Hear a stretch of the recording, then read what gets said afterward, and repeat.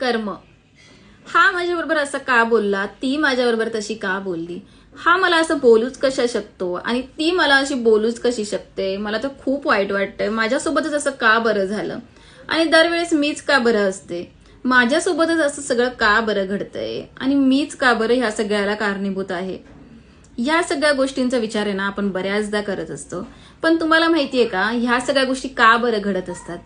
ह्या सगळ्या गोष्टी घडण्याच्या मागे ना फक्त एकच गोष्ट आहे, ती म्हणजे कर्म.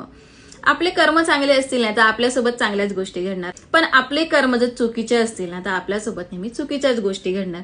मी तर हिच्यासाठी एवढं सगळं केलं होतं, पण ही आता ज्या वेळेस मला वेळ आहे तर त्यावेळेस ती मला वेळच देत नाहीये. किंवा मी तर ह्या सगळ्यांचं चांगलं केलं पण माझ्यासोबतच का बरं असं होत आहे. पण आता जरी तुला त्याचं फळ नसेल मिळालं ना तर पुढे काहीतरी चांगल्या गोष्टींमधून तुला त्याचं फळ मिळणारच आहे.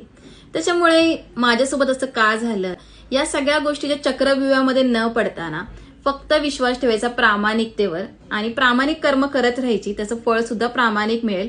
आज जरी नाही मिळालं ना तरी काही दिवसांनी, काही महिन्यांनी किंवा काही वर्षांनी नक्कीच मिळेल.